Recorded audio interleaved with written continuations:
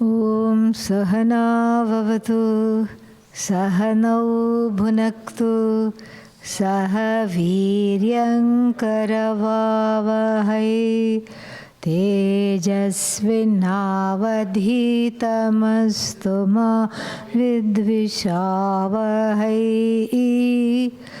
Om Shanti Shanti Shanti.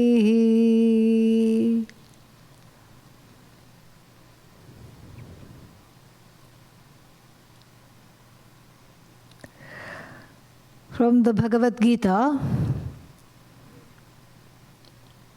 we go to the Upanishads for the evening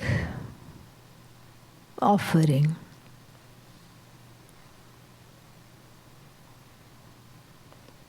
The title of the talk is The Tale of Two Seekers. This is in fact a topic which has an abiding presence in the Upanishads. Based on our own feeling of being conflicted, being split. Inside the heart, most of the time there is a raging conflict between what is right and what is wrong. I don't feel like doing what is right, and yet I must not do what is wrong. You see, there is a terrible conflict. Dharma-adharma conflict. Then there is a conflict of the adult and the child, the inner child and the adult. There is a conflict. There's a conflict of the one who wants to do, and between the one who wants to do and the one who wants to be, simply be. There's a conflict between, in other words, the doer and the one who simply wants to abide in the teaching. There's a conflict between the one who is a bundle of nerves, a jet setter, a go-getter, and someone who wants everything yesterday and wants to work for it also, and the one who does not want anything at all, a minimalist at heart. So we bring to the study a lot of different challenges in the form of these inner splits. The Bhagavad Gita and the Upanishads, it is their job to present the teaching of oneness, to present the teaching of the Vedas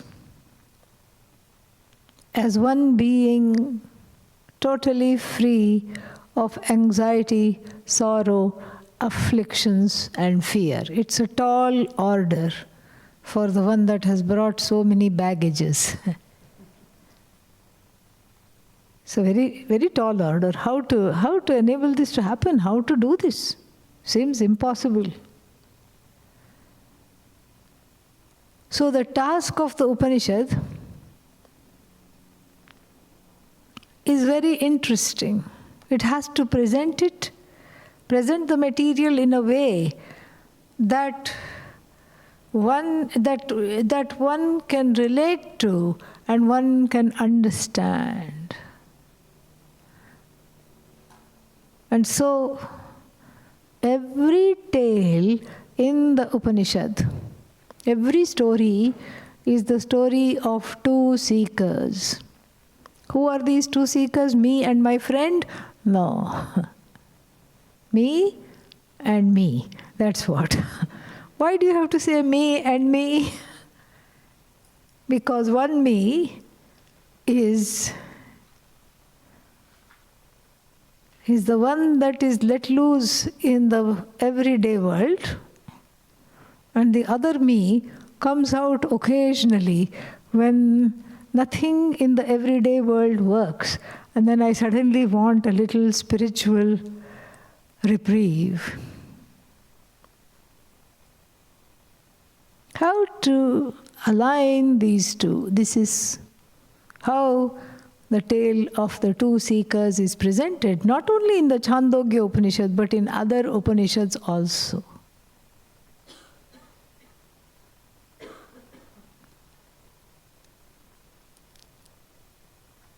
When we look at the Chandogya Upanishad, chapter 7, it begins with a Vedanta lecture. That is the story. There is a Vedanta lecture going on by none other than Guru Prajapati. Who is Prajapati? The creator. Of course he knows. He knows everything because he is the one who authors the Veda. He is the one who authors the Upanishad. He is the one who knows everything. This all-knowing Guru is giving a lecture in a hall. And what does the lecture say? Atma apahata papma vijaraha vimrityuhu vishokaha kshutpipatitaha kshutpipasatitaha. And all these things. Atma is beyond guilt and hurt.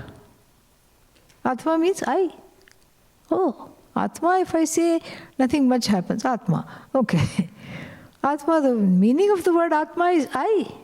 I am free of guilt and hurt? Really? Must be somebody else. Not me. No, you are free of guilt and hurt. Vijaraha. You are free of aging. Okay, now you have my attention. Free of aging? Oh, goody. Keep talking. Vijaraha. Vimrityuhu. You are beyond death. Beyond death you are. Vijaraha. Free of old age you are. Kshutpipasatitaha means free of the afflictions of hunger and thirst. In our hurry to translate, this is how we translate. And a lot of things are lost in translation because this is not a translation, this is a transmission. So therefore, to understand the nature of the I as it is given to me by the Upanishads becomes very, very important. Why?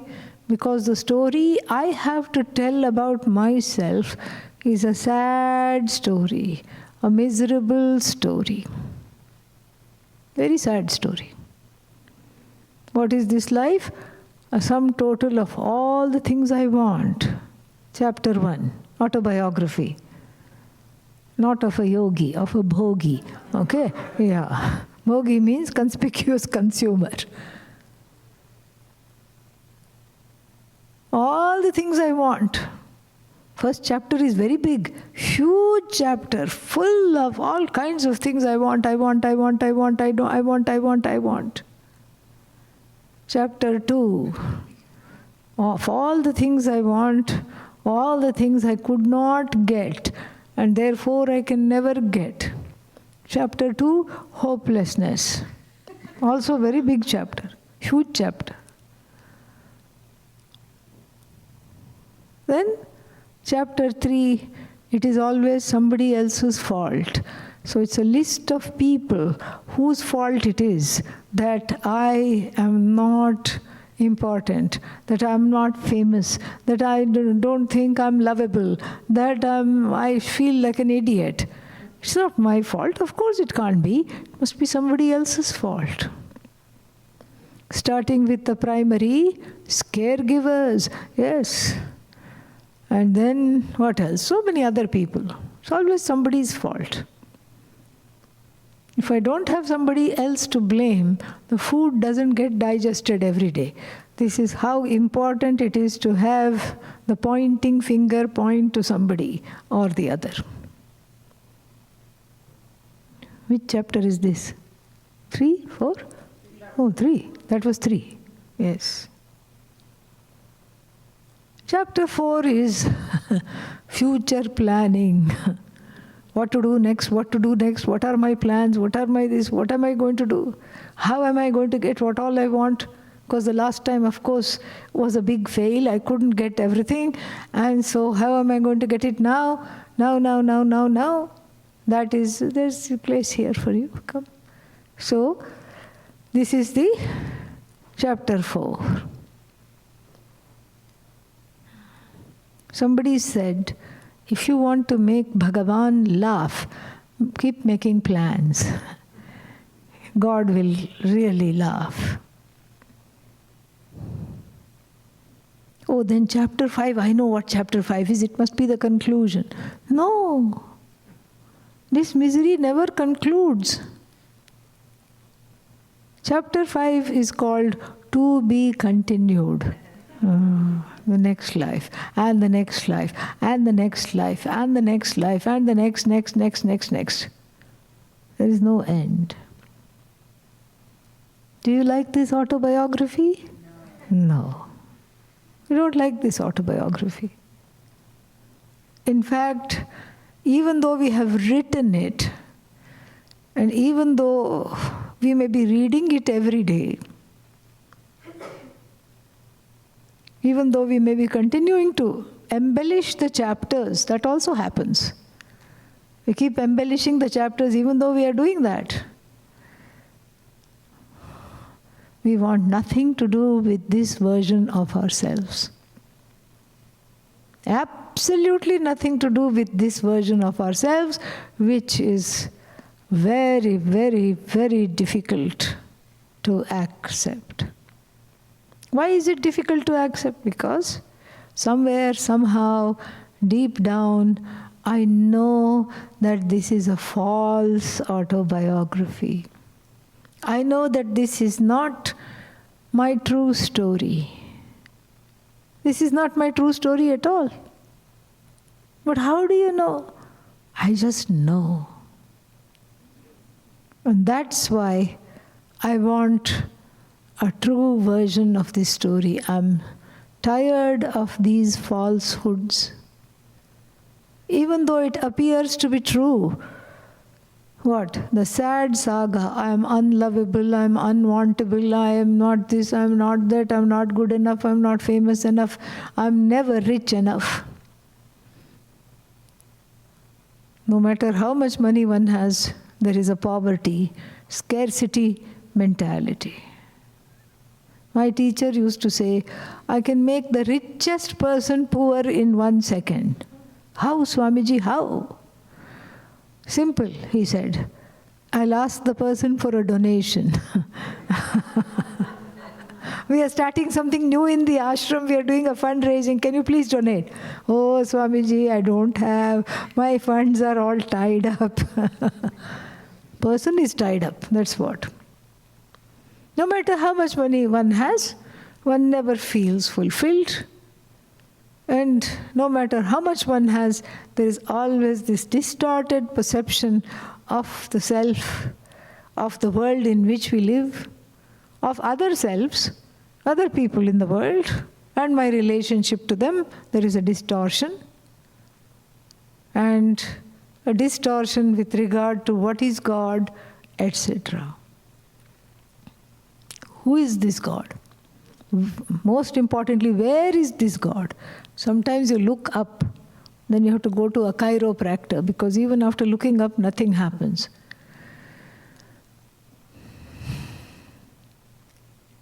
Therefore, we need a brand new, yet really, really old, like a pair of shoes. Comfortable. You slip into it and it will not give you, what is that called, little blisters and pinch. It will not pinch in the wrong places. We need that kind of a rewriting of our life story. We need a universal autobiography. How can we have a universal autobiography? Each one is different. What they are doing is different. Their story is different. Yes, but it's similar. You saw how the chapter layout was. Nobody objected. Each time we said one more chapter, nobody objected. Everybody could relate. That means what? There is a universal autobiography that I shun, and this is the autobiography I have written, and I am searching for a version of the self that is acceptable, because this autobiography is not acceptable at all. And that is what the word Upanishad means. Shad is the root verb. It has three meanings. What does it mean? To visharati. Visharati means dissipates, loosens. What does it loosen? This sadness, this sorrow, this some sorrow or the other, which we call samsara, it loosens. Okay, it loosens, but then it can come back. No. It completely destroys. The second meaning of the word shad. How does it destroy? The third meaning is by taking you back to yourself. And who is this yourself? Not the miserable self, Brahman. Brahman means limitlessly big. Brahman, Satchidananda, I am Brahman, Aham Brahmasmi. I also is what? Satchidananda. Brahman is Satchidananda, I am Satchidananda. Everything is Satchidananda. Sat means that which exists. Like even this flower. Flower is. We have a nice flower here. Demo, teaching flower. Flower is. Ooh, petal dropped. Flower is. And then even as I'm admiring it, it is, you can see that it is past its prime. And if I do this little more quickly, few more petals may drop. If I keep holding it like this, today, tomorrow, and then what will I be holding? Just a stem. So then what happened? Is, you said flower is. But the isness, is there such a word called isness? Yes. You have to say yes, because you understand what I'm saying. No, but I don't understand. Yes, you do. Isness. The status of the existence of the flower is called isness. Because I know the flower only as is. Oh, but it lost a petal. Flower minus one petal is. Flower minus two petal is. Withered flower is. Compost is. And the compost nourishes another rose bush is. This is that never becomes was is called Sat, and it is a synonym of the word Tvam, you. I don't know what you're talking about. I am a is that will soon become was. Everybody comes with a lifespan. Everybody comes with a dash between the birth date and the death date. 19 so-and-so, 220 so-and-so, dash. And that dash includes 3 marriages, 12 children, everything. Yes. So, how can you say that I never become was? Because that is the I that the Upanishad wants you to claim. That is your story. No, it doesn't seem right. Okay, you have your old autobiography anyway that you had put it in a shelf. Dust it off, read it, hug it. No, I hate that autobiography. Okay, then you have to, there is an impasse here now. You have to be able to give it up, because you can't have, why can't I have both the autobiography, a little bit of moksha, little bit of samsara, both at the same time? You can't have both at the same time because they are contradictory to one another. They are not complementary to one another at all. Sat means is. The is belongs to the source of all existence. All isnesses. Everything I say is, it is plus nama rupa. Is plus name and form. Name and form changes, name and form comes and goes, name and form here today, gone tomorrow, transformed day after tomorrow. But then the is always in place. Oh no, but what if the flower is stolen from here? Then I have to say flower is not. Even when I say flower is not, I use the word is, don't I? Huh? Absence of flower is. This is Sat. This is one way of looking at the I that I want to be. But this source of all existence, is it dead or alive?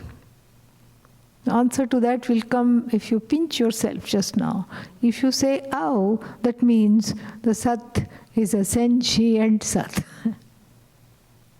Conscious being we are talking about, and that conscious being is self-aware Sat. Self-aware existence is called Chit. Are you here? Yes. Oh, the answer came very quickly tonight. Yeah. Even if you say, I'm not here, what are you doing? You're advertising your presence only, correct? Are you here? Yes. This is Chit. Self-revealing I, which is conscious of itself. That's what we mean by self-revealing. I know I am. And this I know never becomes I don't know. Oh, come on, you're just again talking in riddles. I don't know many things. I don't know Greek. I don't know Latin. I don't know so many languages. I don't know so many countries. But when you say you don't know Greek, what are you telling me? I know that I don't know. See? And that ontological level of I know never becomes I don't know. This is Chit. This is me. Sat-Chit, me. Me. This is the me that I want to be. This is the me that is forever. This is the me that is apahata papma, free of guilt and hurt, free of papa. No translation for papa. Papa means all the karmas, difficult karmas, free of difficult karmas. Vijaraha, free of any kind of old age and disease, death, hunger, thirst. Don't need to maintain this. It in fact maintains everything else. Sat-Chit. Now the question is, what is the lifespan of this Sat-Chit? How long does the Sat-Chit last? Is the Sat-Chit gone now? No. Now? No. Now? No. This Sat-Chit is forever. That's why it is a source of Ananda. Ananda means the deepest desire to be forever. Every being has it. From the smallest virus. That's why it duplicates when you're not looking. That's why it duplicates in a way so that it can keep infecting people. We have seen the coronavirus. Karuna-virus, actually I call it. So, we have seen this. We have how many generations now? We had the original one, and they quickly did some vaccines. Then after that it had some mutated ones.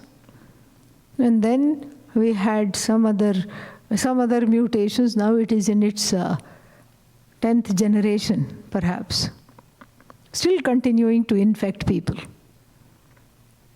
So, why? Because the virus wants to survive. Just like you want to survive, the virus also wants to survive. Smallest bacteria wants to survive. Mosquito wants to survive. That's why you never can catch a biting mosquito. When will you catch it? Soon after it has bitten, you go like that. As soon as it bites, you'll see. But as it is biting, you will never catch it. It knows. You will go like this and give it instant moksha. It knows that. That's why it will always elude you. Then, so this way, we know that every being in the universe, the main and the only desire really is to be forever. We are just confused where the forever is. The nature of this forever we are not confused about, but where the location of this forever, we are confused about this. We look for the forever in the not forever places. We look for the infinite in finite places. This is our mistake. That's why, you're talking to somebody, especially in India, this is very common. You're talking to somebody and they say, I got a new job. And what does the friend ask? Is it permanent? We don't want the job. What do you want? A sense of permanence. This is my house. Is it rented or you own it? Actually, you never own it. It belongs to the bank. But there is this feeling that you own it. But still, I want to own it. It has to become mine. Then it's a forever place. That's the feeling. Like this in every single situation. I want this forever, but that forever constantly deludes me. Why? Because I'm looking for it in the not forever places. I'm looking for it in this Jagat, which is full of objects, and all the objects are what? Finite or infinite? Finite. Everything comes to an end. As you're looking at it, it destroys, self-destructs. Everything self-destructs. This is what has to be understood. If we look for the infinite in products, we won't find it. Why? Because every product is put together. Not just human-made products, even God-made products put together, the 5 elements put together. And everything that has come from the 5 elements, starting with this body-mind sense complex, put together. One thing we know about what is put together, it falls apart. Anything that you put together falls apart. And anything that you put together is away from you. The forever cannot be put together. If there is a forever, it must be existent. This is something we have to understand. It must be existent. And it must not be away from me. This is what the forever is. The forever is myself alone. There is no other forever.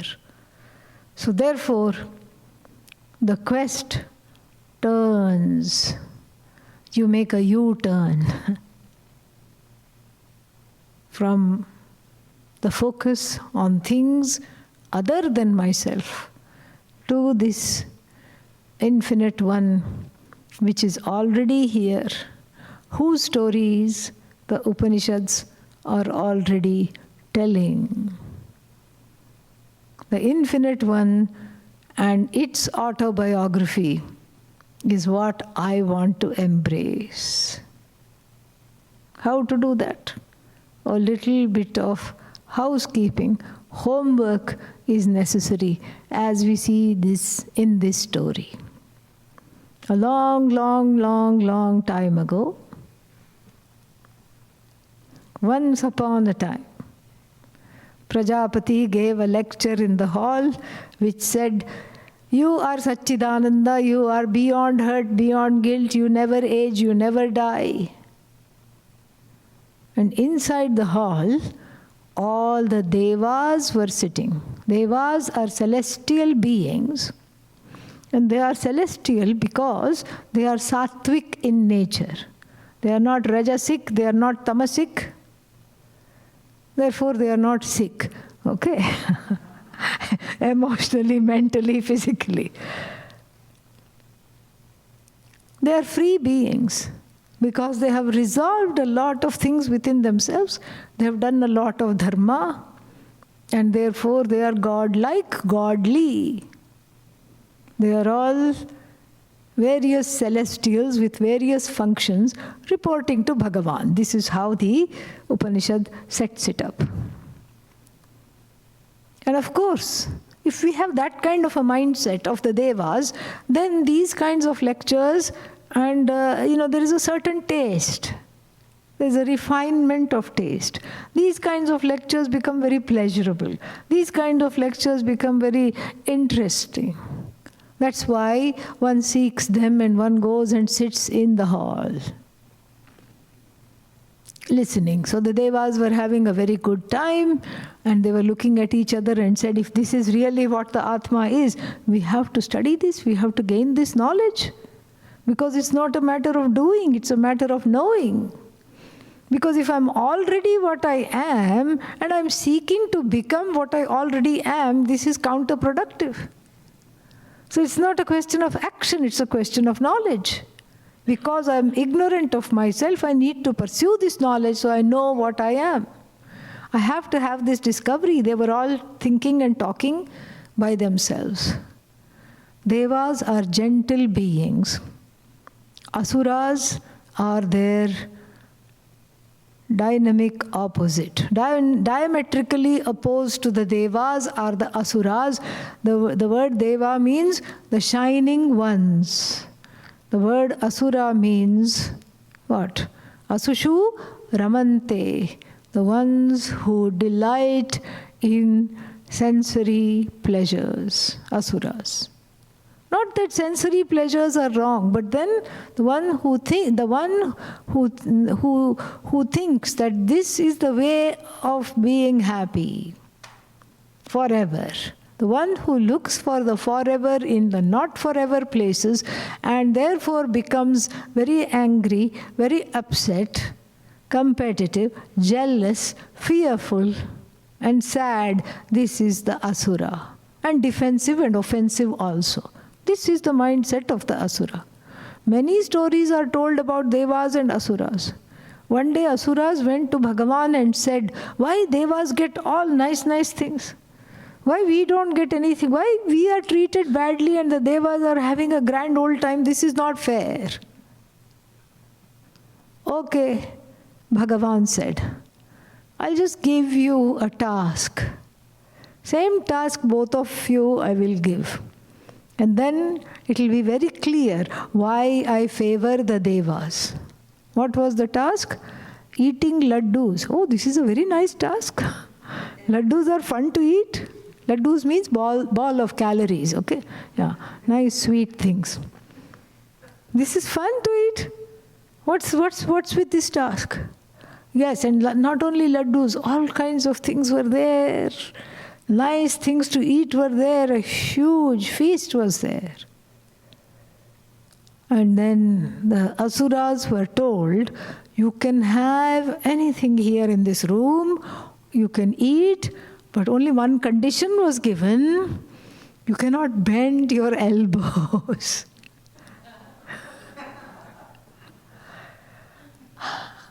Like this they started to do. They got frustrated. They threw the laddu into the air and tried to catch it with their mouth. Of course it fell on the ground and they started to beat each other up. They were frustrated, angry, and in the room where the asuras were, all kinds of terrible noises of discontentment, distress and anger were coming out. In the room where the devas were given the same task, it was very quiet. Nice sounds of enjoyment were coming. Nice, like this. They were smacking their lips and eating and enjoying. What happened? How were they happily eating? They simply sat in front of one another and fed each other without breaking the rule of not bending at the elbows. Simple. And the asuras were called, okay, witness this. Oh, how come we didn't think of it? You didn't think of it because you don't like the other person. Yeah, that's right. I will never feed this fellow. So now you have an idea what the asuras are like. These asuras, they won't come inside the hall. Why won't they come inside the hall? Because they'll go to sleep immediately. Yeah, this will be very boring to them. They will not understand this, much less they will like this. They will have no idea about this. Atma pahata papma. In fact, Sahana Vavatu mantra, with which we start the classes, that is their lullaby. They go to sleep immediately. When they hear it, they think we have to go to sleep. They sleep like a baby. And then the closing prayer, Om Purnamadav Purnamidam, that is their wake-up call. Yes. This is who the asuras are. But the force of the Shruti means Veda, the force of the Upanishad, that removes samsara, that kills all kinds of wrong notions about myself, is so much that even though they were right outside, now this side is Shiva's shrine, okay, they were this side, okay? Yeah, they were right outside, even though they were beating each other up right there, they stood in like a statue in between. Atma, apahata papma, oh, Atma is free of guilt. Not that they feel much guilt, maybe for 5 minutes. Oh, perhaps I need not have killed this fellow. 2 minutes thought, that's all. Atma is free of hurt. Atma is free of old age. Atma is free of death. Yay! It fit in like a dovetail with the message of the Upanishad fit in very nicely with their agendum of world domination. This is wonderful. Oh my God, we need this knowledge. And again, they started to beat each other up. Who is going to get this knowledge? And the king of the asuras, by the name of Virochana, chose himself. Shut up, everybody. I'm going to get this knowledge. And then what? On the Devas' side, the same discussion was had. This is too precious a knowledge to let go of. We have to go and study this in a committed way. We have to go and do this. And everybody said, Indra, the king of all the Devas, you go, you are our leader, you go. Indra said, thank you for appointing me, I will go. And then the Upanishad is a lady of few words. We have to, extrapolate a lot in between. Then it is said they both go. A point to note is that Virochana, who is Virochana? Asuras, yeah, don't forget, okay? Yeah, don't say king of the Devas, otherwise we'll be in trouble. Yeah. Virochana is not given direct speech at all. in the Upanishad. Why? Because we don't give asuras airtime. No. In what is the Shruti? The Shruti is giving knowledge, and therefore she cannot let asuras be her spokespeople. So Virochana is completely silent without a dialogue, just like in the Bhagavad Gita, the Duryodhana does not talk. Sanjaya uvacha, Sanjaya said, Dhritarashtra uvacha, Arjuna uvacha, Arjuna spoke. Shri Bhagavan uvacha, Shri Bhagavan Krishna spoke. But never Duryodhana uvacha. Even when he says something, it is put in indirect speech because we don't want to give any asura airtime. There is also one more reason why he doesn't say anything. Because he is confused, he doesn't know what to ask for. He just thought, this is wonderful, I want to become immortal, I want to dominate over everybody, I'm going to get this knowledge somehow. I'm going to go. And he becomes like a meme. He becomes like a mimic of Indra. Whatever Indra does, he does. So both of them go, unbeknownst to each other, they both reach there. They must have taken different paths. One from Asura land, one from Deva land. And they both landed up there. And what is very intriguing here is that for 32 years they stayed at the ashram, both Virochana and Indra. 32 years they stayed at the ashram without saying why they are there. Very, very strange. Usually it's the student who seeks the teacher. But here, Prajapati, whose ashram it was, because they went to Prajapati to gain this knowledge because they had heard Prajapati in the lecture. When? 32 years ago. So Prajapati got frustrated finally and said, gentlemen, what are you doing here? You're eating the ashram food and you're staying here for so long. Why are you here? What for are you here? Why have you come? Oh, that, Indra says. They're not attending the classes. They're not asking for this knowledge. They're not asking for the guru to have a guru. Nothing. They're just staying there. They're thinking it's some kind of a resort. And they're staying there. Only in the West, ashrams are like resorts, okay? In India, we make you comfortably uncomfortable. Yes. You're welcome to stay for 32 years, but you must really want to. Yes. You must have something which is very important that's going on, namely the pursuit of this knowledge. So you are not really interested in making it be a resort. But maybe Prajapati being a deva, he had nice rooms, air conditioned and everything. And these fellows just stayed there and stayed there and stayed there, day after day, month after month, year after year. Prajapati said, what are you doing here? What do you want? Oh, that. Yes.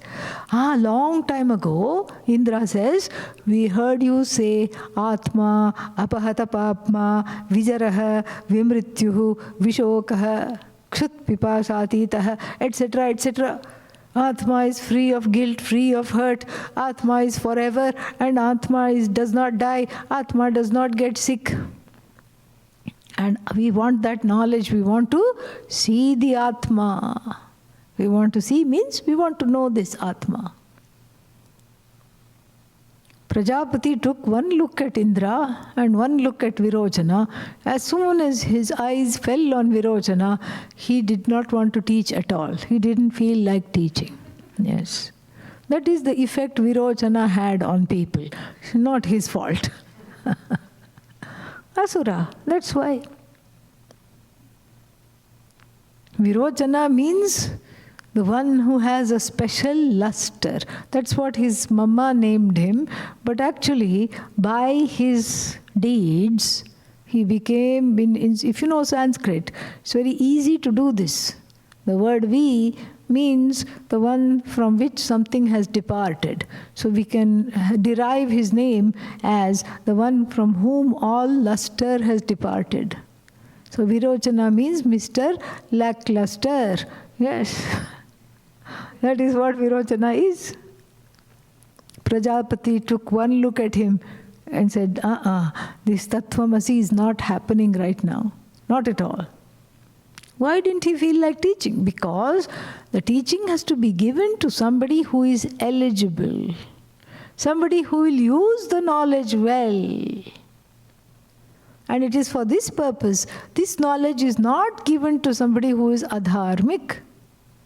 Imagine if you give it to somebody who doesn't know the spelling of dharma, then that will be, what will be his, let's say he's a serial killer, and then he'll say, I'm not guilty, Your Honor. Why? Because I'm not a doer.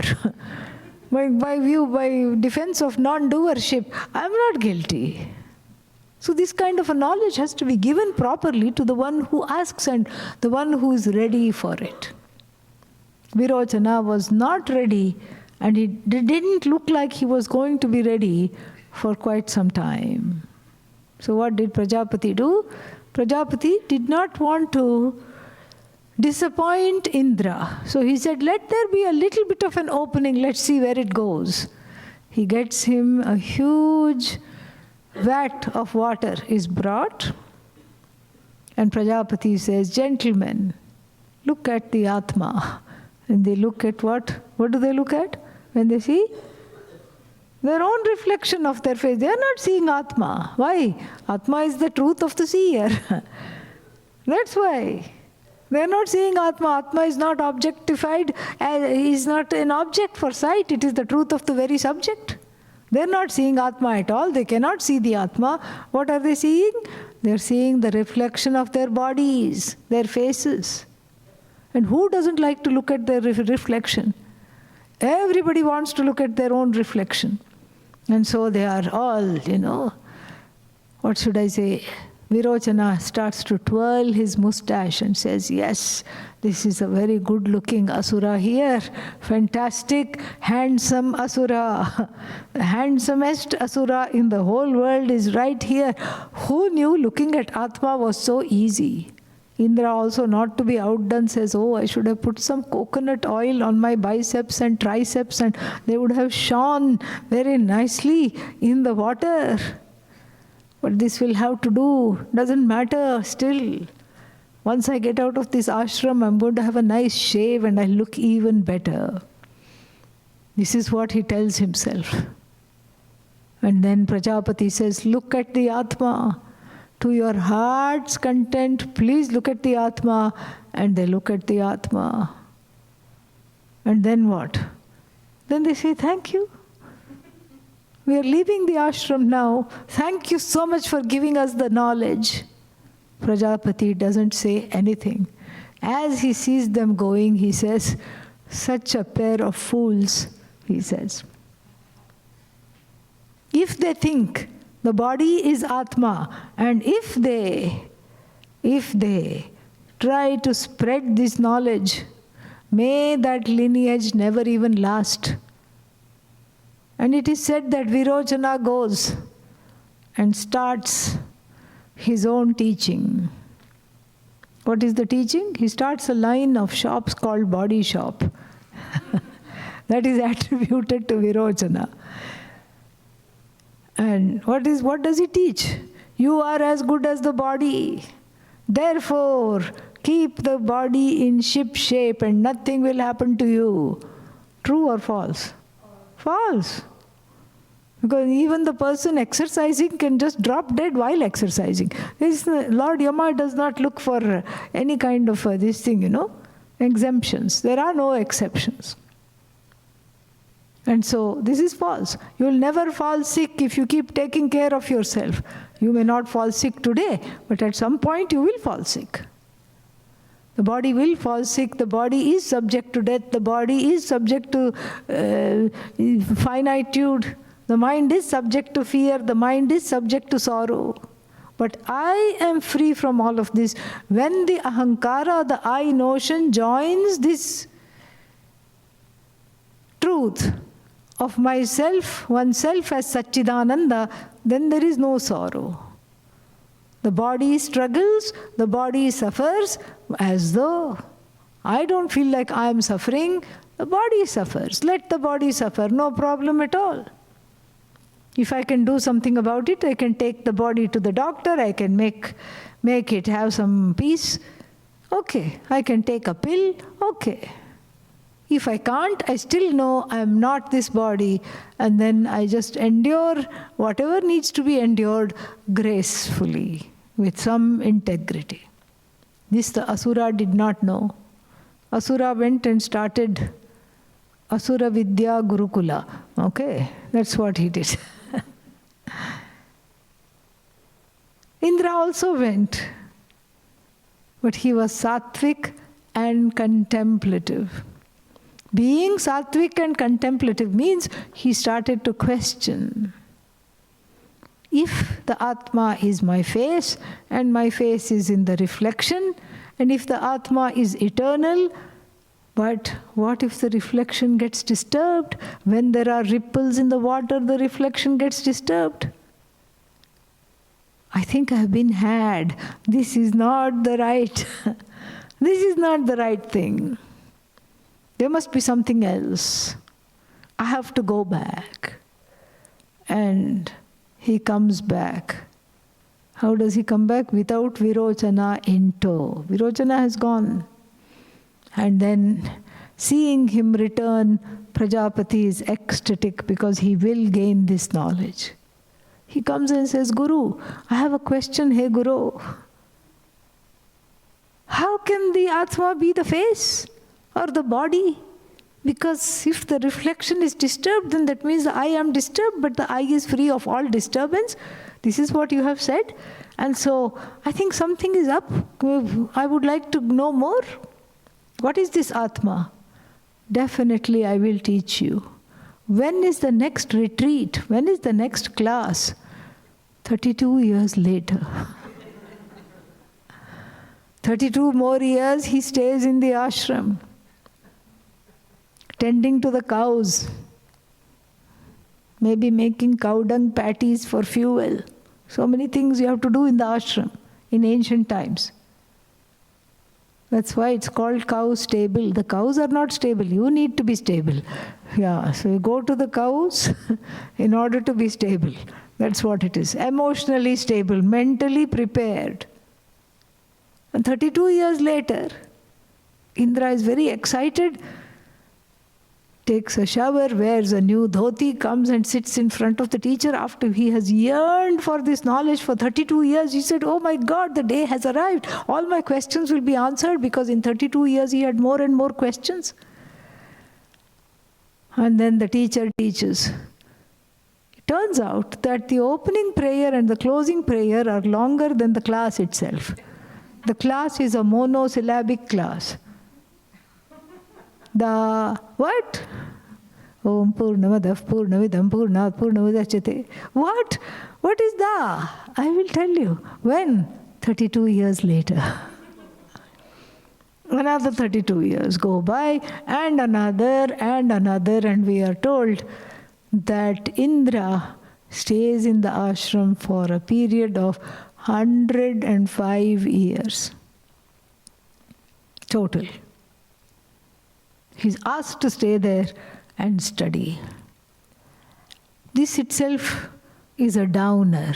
OMG, 105 years it's going to take for me to get this knowledge. I have to kiss this goodbye right now. Better to join Virochana's Gurukulam. I'm not going to get this knowledge. What's 106 years, 105 years? How is this possible? That's not what it's supposed to do. It's not supposed to be a downer at all. It's in fact something to encourage, it is said. It's not that Indra is a stupid person. A stupid being does not get to become the king of all the devas. He's bright, he's intelligent. but it is to show the seriousness of the pursuit. Even though he was prepared, even though he was ready, there is a certain length of time one has to marinate in this knowledge before one becomes one with this knowledge. It's not a one-time thing. It is a committed exposure. It's like how, the gulab jamun. You know what a gulab jamun is? Everybody knows? Yeah? It's a kind of a Indian donut which is fried. It looks more like a donut hole rather than the donut. It is fried and then put in rose and saffron flavored sugar syrup. Thick sugar syrup. Okay? So the jiva, the individual, hapless, hopeless, helpless, is like this gulab jamun frying in the hot oil of samsara. Let me out, let me out. Oh no, I can't handle this. It's so hot, terrible. So many difficulties, so many challenges. Nowhere to turn, no advice, no companionship, nothing. I'm all alone, help. And the Guru is the slotted spoon, rescues the jiva from this hot oil and dips it into the cool and fragrant syrup of the sweet Upanishad messages. You are Satchidananda, Atma, Apahata Papma, Tattvamasi, Aham Brahmasmi. This is the fragrant syrup. And it's not a single gulab jamun. There is a cohort of it. 10, 12 you can fry at one time, and then you put all of them in this sugar syrup. In the beginning, they will be bobbing up and down, restless, not able to soak up the juice. And if you pick one and eat it, it will be so bland and terrible tasting. You have to leave them alone, put a lid on them, come back 8 hours later, and the next day they have all sunk to the bottom. They are no longer restless and bobbing up and down. They have become one with the fragrant, essence, the sugar syrup. Similarly, this jaded, faded jiva, the individual, has to marinate in the juices. And then only we can say, Brahmavit Brahmaiva Bhavati. It is to show that the perseverance of Indra paid off. And even though he is so famous, he still was able to be humble and live in the ashram of the Guru for a long time to gain this knowledge. This is the story. Now we look at this story as an allegory. And we see, it's very easy to see Indra and Virochana as two separate people. One is goody, one is baddie. And then, of course, the goody gets the knowledge and the baddie goes away without anything and just teaches wrong things to him, to himself and his whole lineage. We can see it like that. Even more enchanting it is to see, and more complex it is to see Indra and Virochana as one person. Think about that. That's very, very interesting. Virochana does not talk at all. Virochana is a shadow being. Just like every individual has a shadow side. Unresolved pains, hurts, sorrows, fears. This is the shadow side. Carl Jung talks about it, but the Upanishad had beaten him to it. Always the Western inventors and the discoverers get the credit. But the Vedas were there long before. We are talking of things that are knowledge that is 10,000 years old. It talked about the unconscious. The Upanishad talks about the unconscious. The Upanishad talks about how to deal with this kind of a mind. All these things. Very beautiful. And then we see that here, Virochana is Indra's unconscious mind. Shadow personality. Keeps following him, not ready for the knowledge, therefore just gets a distorted version, does not ask questions, is not introspective, cannot think out of the box, only interested in world domination, only interested in having a following, goes away with wrongly internalized knowledge. This is a danger for everybody. If the inner Virochana is not calmed down through sadhana, two kinds of sadhanas are talked about. Bahiranga sadhana, outward facing sadhana, which is karma yoga, which is reaching out actions, seva, this is bahiranga sadhana, and antaranga sadhana, inward facing, inward practices such as meditation, contemplation, etc. Praying, chanting, all these things. So these are the sadhanas that help one to lose the Virochana. Lose means integrate. Until the Virochana in the form of kama, krodha, lobha, moha, mada, matsarya, unforgiving desires, binding desires, kama, krodha, anger, lobha, avarice, moha, delusion, mada, pride, matsarya, jealousy. These are the Virochanas, these are the embodiments of the Virochanas. Until I am able to calm them down, there is no room for the teaching. No room for the teaching at all.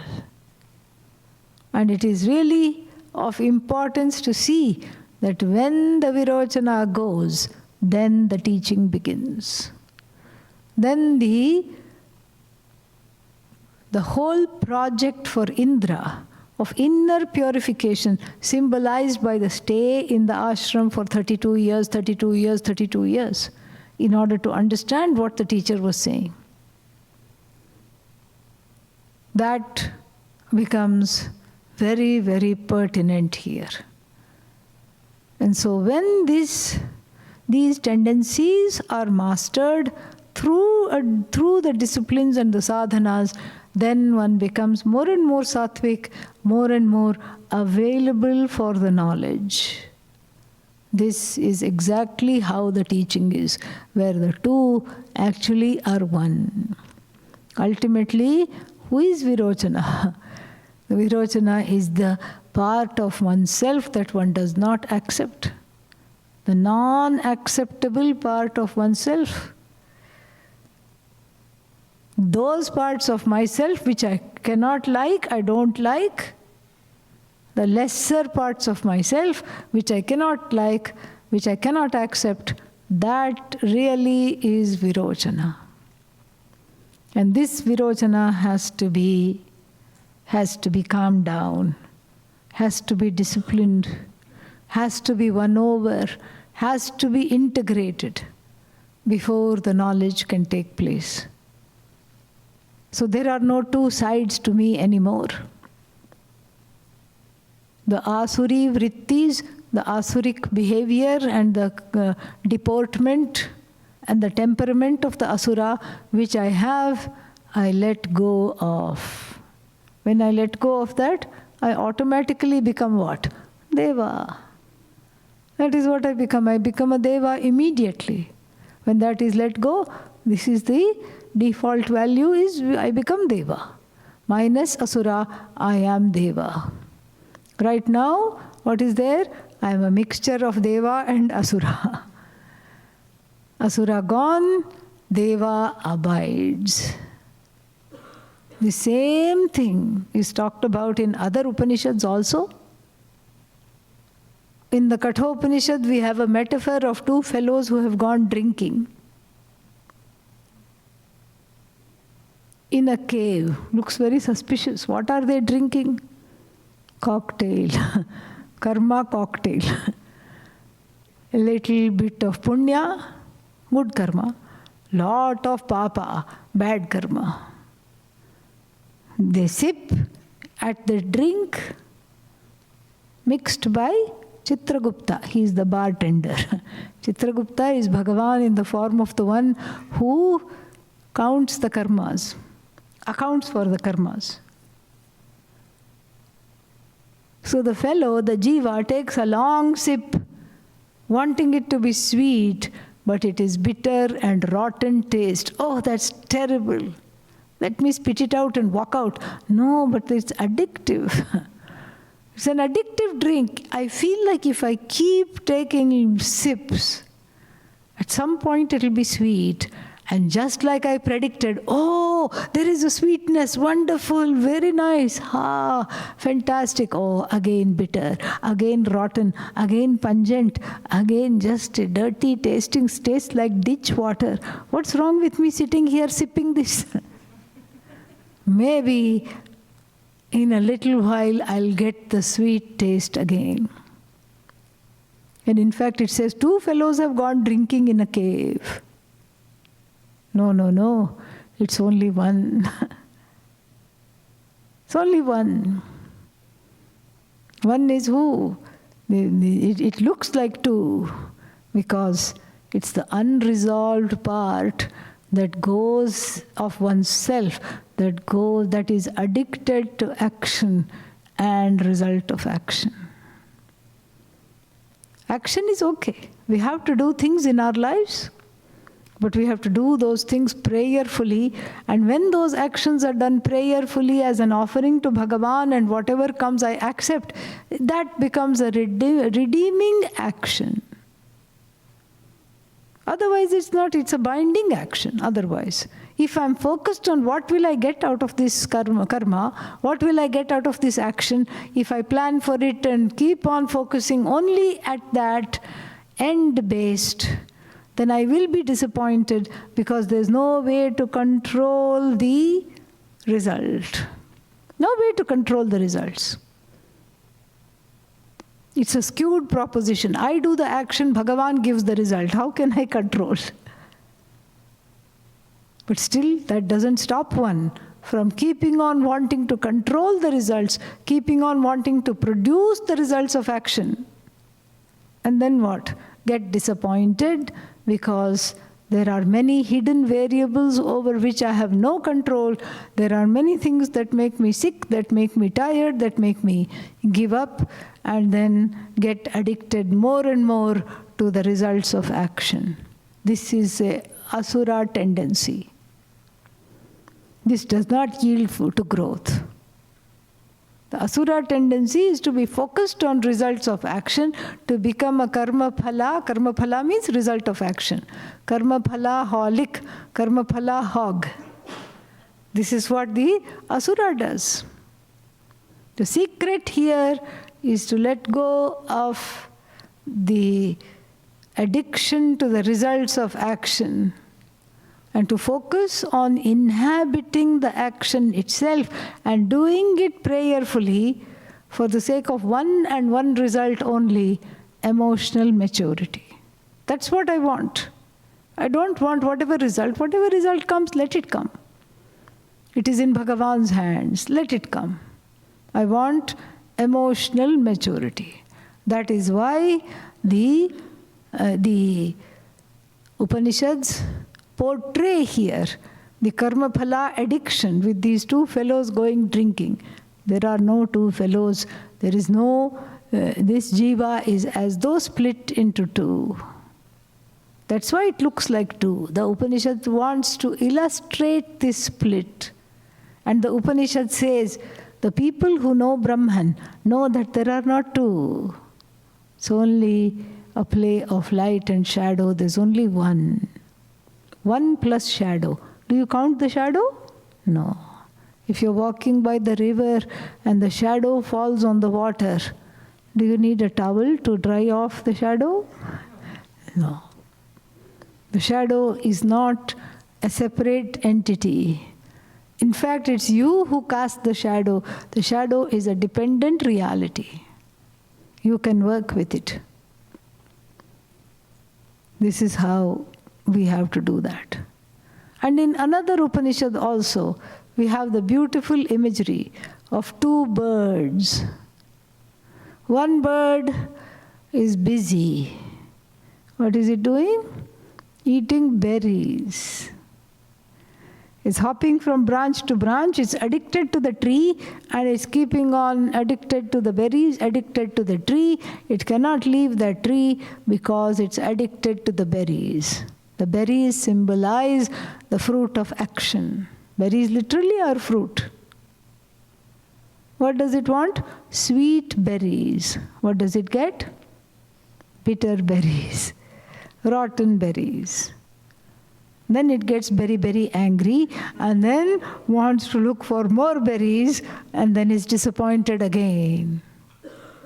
Oh, but you said there are two birds. What's the other one doing? Nothing. Simply watching. Watching means what? It's lending its existence to this actor. To the actor bird itself is non-acting. Its essential nature is non-acting, but it's lending its existence to the karma phala hog bird, to the acting bird. It's as though lending its presence, its existence, but it itself does not do anything. This is our reality. There is at the core the truth of what I want. I want to just be. It's not that I should stop acting. I can do many, many things. But right now, whatever one is doing, there is a compulsiveness there connected to the action. I have to do this. There is a frenzy. One is all frenetic in one's pursuit. Got to gain this, got to gain this, got to gain this. Half-life gone. Got to lose this, got to lose this, got to lose this. Another half-life gone. Oh, maybe next life. Next life, same thing. Got to go, got to go, got to go, got to have this is the go-getter lifestyle. And if somebody is in the way, I just push them aside. Asura tendency. This is what the story of the birds with the berries symbolizes. Same thing in Indra and Virochana. It's a little more complex story with many, many nuances, layers. And when I identify myself as the producer of the results of action, and as the actor, and as the go-getter of things that I want in my life, then this is a sure recipe for misery. Because I don't call all the shots. This is the beginning story we tell ourselves. And what else do I tell myself? I don't call any of the shots. Ultimately, that is the truth. I don't call the shots. Something happens. It just happens. I think I'm in charge. I'm not. In fact, in India, we know this. You go to somebody's house, oh, you have cooked very well. What will that person say? Oh, I got it from my grandmother. I got it from the mother. Or the mother-in-law. One lady told me, I learned how to cook from my father-in-law. My father-in-law is a very good cook. That also is possible. So, and if you appreciate the person's house, what will they say? God's grace, Guru's grace. We don't take it upon ourselves. Inside we may be feeling very happy. Oh, they appreciated my cooking. But we know what to say. We don't take on this agency because it's a dangerous predicament. Why is it dangerous? Because that leads to guilt. The more I identify as an actor, guilt is very quick to ensue. So I don't take on that identity because it is an as though superimposition upon that I which is free of doership. In other words, I'm playing a role of a homeowner, of a spouse, of a cook, whatever I'm doing. One is playing a role. The role does not constitute the person. The person is free of that role. The role cannot be performed independently. The role is dependent upon the person. The person is independent of the role. So the problems of the role do not roll on to the person. This I have to know. I'm just merely playing a part in the drama called life. And if I have my own drama going on, I will not be able to play the part. I will be editing the script. I will be cutting. I will say, why I have to say these lines? Come on, say sorry. No, I'm not going to say these lines. I'm going to say, you're an idiot. I'm not going to say sorry. Why should I say sorry? No, because that is the script. That is what you have to do. You've made a mistake here. You have to atone for it. Do some prayashchitta, atonement. No, I won't do that. We are constantly questioning the script. We are constantly trying to rewrite the script. We are constantly fighting against the script. This is what causes alienation. Identifying as the doer is a recipe for guilt, because sooner or later I will be blamed. Sooner or later I will not like myself, what I have done. Then the other main identity one has is the recipient of actions. I am not the doer, I am the experiencer of other people's actions. This identity is also fraught with danger, because the more I identify as the recipient of other people's actions, it is a sure recipe for hurt. Guilt and hurt, guilt and hurt, guilt and hurt. I can't handle my own omissions and commissions. And then when I have a little bit of time, I keep counting your omissions and commissions towards me. What a life. Terrible life. And so these kinds of stories, whether it's about the two birds, or whether it's about the two people who go drinking, as though two people, there is only one. And even Indra and Virochana, there is only one. I have to let the Indra preponderate. I have to let Virochana, the inner Virochana, recede to the background.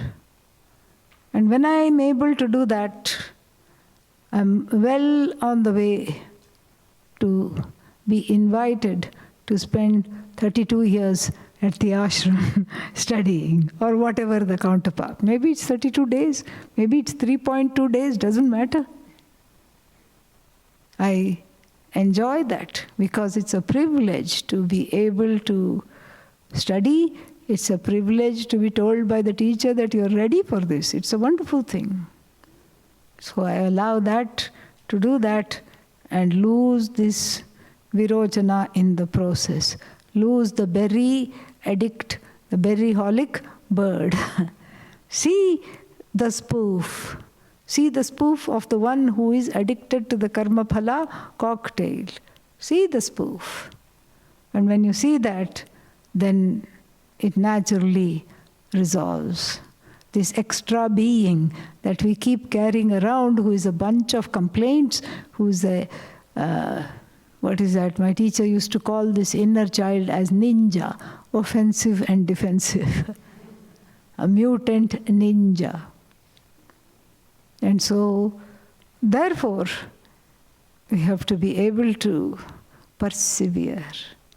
Because not gaining this knowledge is a very costly loss. The loss of the infinite is an infinite loss. Therefore, I have to rebrand myself as the seeker of the infinite rather than an infinite seeker. If I'm an infinite seeker, I will always be sad. Because I'm seeking infinitely. No. Seeker of that which is infinite, the infinite being you, then it is a matter of self-discovery. I wish you all the best. Thank you for coming. It has been a joy to be with you. May you be filled with loving kindness and compassion always. Om Purnamadav Purnamidam Purnat Purnamudachyate Purnasya Purnamadaya Purnamevavashishyate. Om Shanti Shanti Shanti. Harihi Om Shri Gurubhyo Namaha. Harihi Om. There are a few minutes if anybody has any questions. Yes. So I get this from my family a lot, that if you don't keep the fruits of your actions, you're saying don't identify as a doer. Yeah. If you don't keep the fruits of your actions in perspective, then how do you deal with ambition or goal? How do you do goal setting? Because there needs to be some attachment to that, the fruits of your labor to set the goal, right? Yeah. There are certain desires, yes. You have goals. Nothing wrong with having goals. If you don't have goals, you will go goal, meaning round and round. That's what will happen. Goals are there, ambitions are there. We are not talking of not having goals and ambitions. Desires are also there. We are not talking of not having desires, because in the Bhagavad Gita, Lord Krishna says, I am in the form of desires, which is unopposed to dharma. It should not be opposed to dharma. That is not the, I want to pick somebody's pocket. You cannot say Bhagavan gave that desire in. That's all on you, okay? Yeah, that's not Bhagavan. So Bhagavan is in the form of dharmic desires. What is a dharmic desire? That which I can fulfill without trampling on somebody else. That is, without hurting somebody else. So if I have the desire, I want a better job, I want a better life, or I want to move from this place to that place, or I want to have a child, I want to have a life partner. These are all not adharmic desires. These are not the adharmic desires, they are dharmic desires. Because they can be fulfilled without hurting others. There's nothing wrong with that. But we are talking about desires that you don't have, desires that have you. Certain desires are there, they have a vega, they exert a pressure because one feels like I cannot be without this. So there's nothing wrong in having a desire, there's nothing wrong in working for the desire, but if you don't get it, you don't become a puddle on the floor and need to be carried out of the room in buckets. No. You learn to manage the disappointment, you learn to manage the ecstasy. This is what we talked about in the morning sessions. You learn to manage the agony and the ecstasy, and you are able to do that. That is the teaching here. That is why one is alive and one is in the world and all this. If you are without desire, you'll just be like in a permanently vegetative state. That's not what it is. You have to purify the doing by doing in such a manner that it is a dharmic action, number one. It is dedicated, therefore it is dedicated to Bhagavan as just like a food offering. We just go like this same way. This action is also dedicated. This goal, this desire is dedicated to Bhagavan. The pursuit is dedicated to Bhagavan. And whatever comes is taken as prasada. It is prasad. And you accept that. In fact, everything is prasad in the Indian culture. Even people are called prasad. Ram Prasad, Krishna Prasad, Durga Prasad. And there is one embattled politician in India. His name is Lalu Prasad. Yeah. I think his mom took one look at him. She was a very enlightened lady, she must have been. And she said, this is Krishna's problem, not my problem. Lalu Prasad. Half the time he's in jail. In fact, he is right now also he's in prison. Yeah. So, let me just finish one more line. I'll just finish. So therefore, it's not about not acting. It's not about not desiring. It's able to accept what comes. And in that's how we grow. Yeah. Go ahead. Thank you very much, Mataji, for giving a very elaborate explanation on Vedanta. I have doubt. Just like in Gulab Jam example, Yeah. if one follows the non-duality, Yeah. one will get rid of all his miseries and Yes. troubles. Correct. Or he will say both with them. Or what? He will say with miseries And I take infinite. No. Once you know you're infinite, there is no misery. Yes, because infinite is that which is free of misery. Because what I want is forever. But that knowledge needs preparation. Emotional preparation, mental maturity, emotional growth, spiritual growth, that is what we call. The preparation time looks like a long time and looks like I'm not getting anything, just like Indra had to wait for 32 years for the next session. But he was not wasting his time. 9/10 of this pursuit is growth, preparation. 1/10 is the knowledge. But body undergoes all the miseries. Body undergoes, but you are not the body. That's what you know. You are not the body, you are the observer of the body. So if you can take the body to the doctor, take it to the doctor. If you can eat one pill and feel better, eat one pill. If it cannot be, if it has some chronic pains are there which have to be endured. And we endured it with grace, because I know, the more I know I'm not this. You see, you don't globalize the misery of the body. The misery of the body, when it percolates the mind and when it proliferates everything, the emotions, then it becomes a big deal. It's like the fellow who went to the hospital and said, "Oh, the whole body is hurting." Whole body is hurting? Yes. From the head to the toe? Well, no. Well, where is it hurting? Top half or bottom half is hurting? Oh, legs are hurting. Yeah, legs are hurting. Terrible pain. Awful. Which leg is hurting? Right leg or left leg? Fully it's hurting. Oh, at the top it's hurting? Yes. Thighs are hurting? Yes, everything is hurting. Don't touch. Ow. Drama king. Okay. And then finally,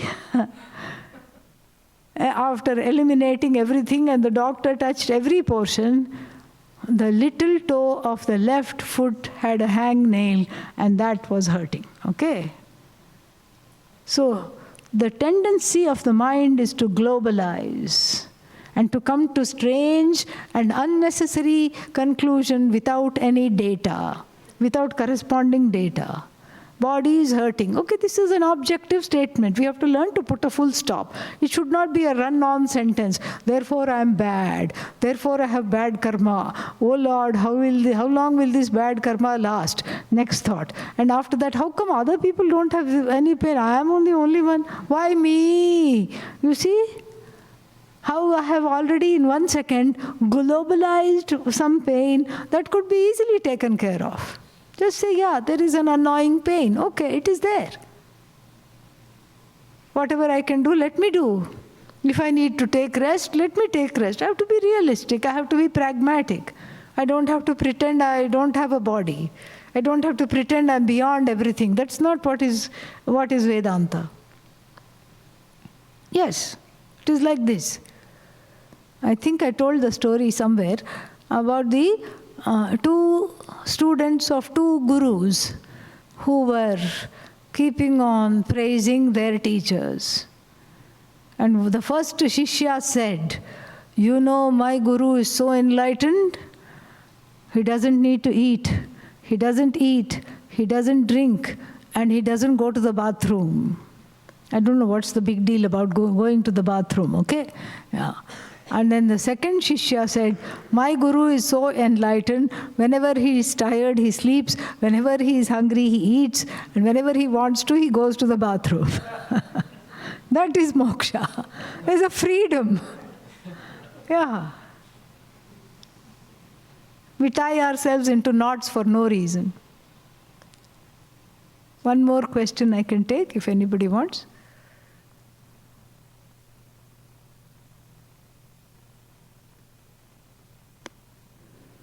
Okay, we'll end with a benediction. Did you have a question or you were just... okay. We'll end with a benediction, which in Sanskrit, which will say, "May all beings be happy. May all beings be free of sickness. May all beings see only the good in everyone else. May no one on this earth be unhappy. Lead us from darkness to enlightenment. Lead us from attaching always to falsehood, to truth. Lead us from mortality, identifying with the body, to immortality, identifying with oneself as Brahman. This is what we will chant. If you know, you are welcome to join me. Om Sarve Bhavantu Sukhinah, Sarve Santu Niramayaः, Sarve Bhadrani Pashyantu, Ma Kaschid Dukkha Bhag Bhaved, Asato Ma Sadgamaya, Tamaso Ma Jyotirgamaya, Mrityorma Amritangamaya. Om Shanti Shanti Shanti. Harihi Om Shri Gurubhyo Namaha. Harihi Om. Thank you.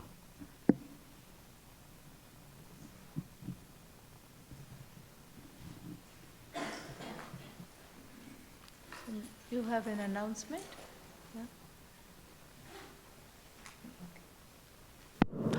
Thank you. No reservation? Oh, okay. I'll find some other thing then. Okay. We'll find. I need my computer because then I can look very quickly. Okay. It's in the beige suitcase.